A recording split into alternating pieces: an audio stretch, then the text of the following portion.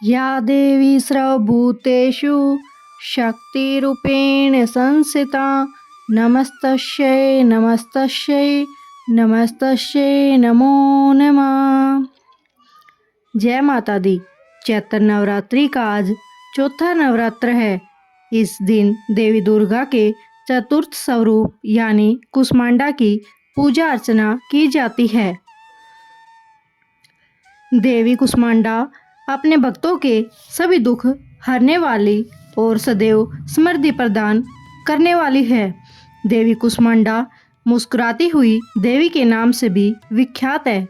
इनकी 8 भुजाएं हैं जिनमें विभिन्न प्रकार के अस्त्र शस्त्र धारण करती हैं, जैसे कि कमंडल, धनुष, बाण, गदा, कमल, अमृत, माला, चक्र, कलश।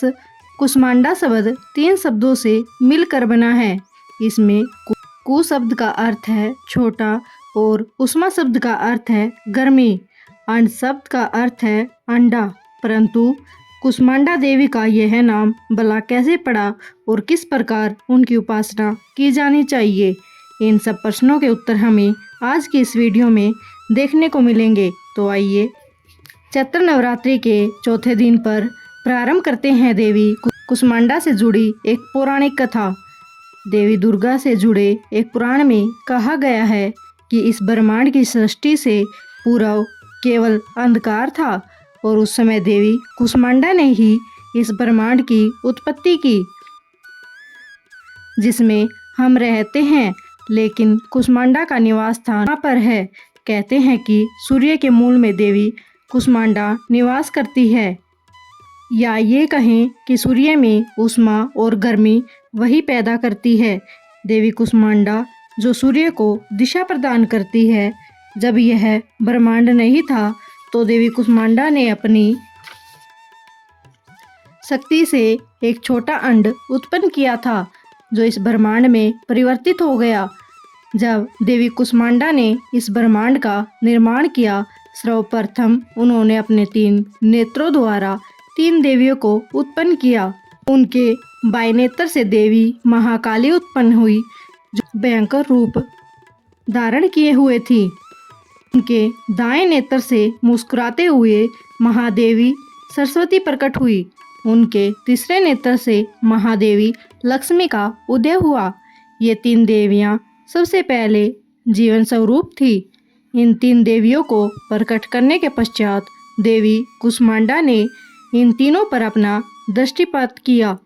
सबसे पहले महाकाली पर दृष्टिपात किया। उसे एक नर तथा मादा उत्पन्न हुआ। नर का नाम हुआ शिव और उनके 5 मुख और 10 भुजाएं थी। मादा उत्पन्न हुई, उनका नाम देवी सरस्वती था। उनका 1 मुख और 4 भुजाएं थी। इसके बाद देवी कुष्मांडा ने अपनी दृष्टि देवी महालक्ष्मी पर डाली। उनसे भी एक नर तथा मादा उत्पन्न हुए। नर का नाम हुआ ब्रह्मा और उनकी 4 भुजाएं थी, 4 सिर थे। और जो मादा उत्पन्न हुई उनका नाम था लक्ष्मी। उनकी भी 4 भुजाएं और 1 सिर था। इसके पश्चात देवी कुष्मांडा ने अपनी दृष्टि महासरस्वती पर डाली। इसी क्रम में नर व मादा उत्पन्न हुए। नर का नाम विष्णु रखा गया। 1 सिर और 4 भुजाएं थी। मादा की भी 1 सिर और 4 भुजाएं थी और उनका नाम शक्ति हुआ। इस प्रकार जैसे ही आप जानते हैं कि देवी लक्ष्मी ने विष्णु को अपने वर के रूप में चुना, शक्ति ने भगवान शिव से विवाह किया, देवी सरस्वती ब्रह्मा की अर्धांगिनी हुई। विवाह उपरांत तीनों दंपतियों ने इस ब्रह्मांड को जीवों से भर दिया।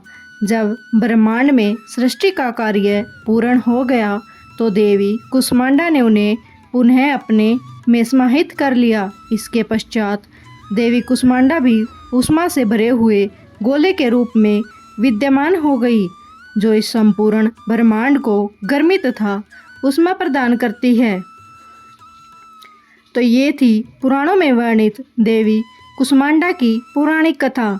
नवरात्रि के चौथे दिन कुष्मांडा की पूजा आराधना की जाती है।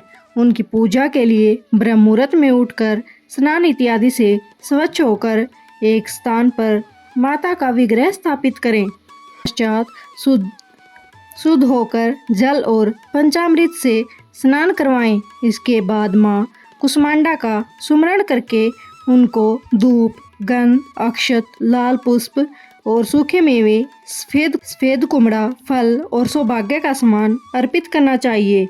उन्हें लाल रंग के वस्त्र, लाल चूड़ियाँ अथवा श्रृंगार के लाल वस्तुएं अत्यंत प्रिय हैं।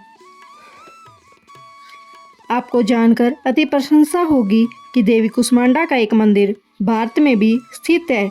यह उत्तर प्रदेश के कानपुर जिले के खाटमपुर में है। कुष्मांडा एक पिंड के रूप में विद्यमान है और इस पिंड से हमेशा पानी रिसता रहता है। माना जाता है कि इस मंदिर में अर्पित किया जाने वाला पानी कई दुखों का निवारण करता है। इस प्रकार इस पानी को अपने आँखों पे लगाने से आँखों की रोशनी भी बढ़ती है। ईस्वी सन 1380 में राजा घाटमदेव हुए, जो देवी के दर्शन करने आए थे और उन्होंने अपने नाम से ही घाटमपुर कस्बे को बसा दिया और देवी के लिए एक भव्य मंदिर का निर्माण भी कराया। सन 1890 में इस मंदिर का पुनर्निर्माण करवाया गया और यहाँ पर रहने वाले स्थानीय बंजारों के समुदाय ने यहाँ पर एक मठ की भी नींव रखी। उत्तर प्रदेश के इस मंदिर में आप रेल, बस, हवाई मार्ग से पहुँच सकते हैं। तो ये थी चैत्र मास के नवरात्रि उपलक्ष्य में देवी कुष्मांडा की पौराणिक कथा। आपको कैसी लगी कमेंट में ज़रूर बताएं।